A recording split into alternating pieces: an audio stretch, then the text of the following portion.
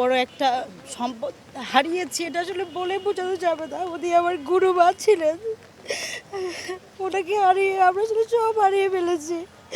লালন সাইজির যত গান আছে উনি এত সুন্দর করে সারা বিশ্বের কাছে প্রচার করেছেন, এটা আসলে বলে বোঝানো যাবে না। তাই আমরা চাই অচিন পাখি যেই আমাদের যেই সংগঠনটা আছে এটাকে দিয়ে আমরা সামনে এগিয়ে যেতে চাচ্ছি। আপনারা সবাই আমাদের আম্মার জন্য দোয়া করবেন, আল্লাহ যদি ওদেরকে বেহেশতে নসিব করেন। আপনার জাস্ট একটা ছোট স্মৃতি আমরা জানতে চাই।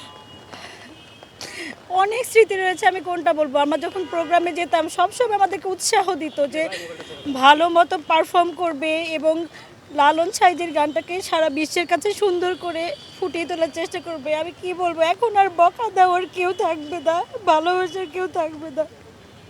সবাই দোয়া করবেন আমাদের আম্মার জন্য। Thank you. আসলে বলার মতো কিছু বলার ভাষা নাই। আমরা যা হারিয়েছি আর কখনো তাকে ফিরে পাওয়া যাবে না।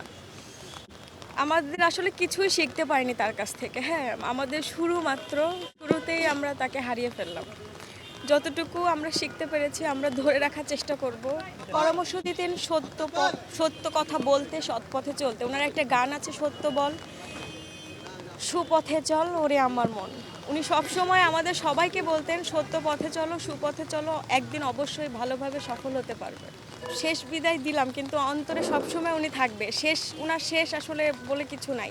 দেহটা হয়তো বা আমাদের কাছে নেই, কিন্তু উনি সবসময় আমাদের মাঝে বেঁচে থাকবেন।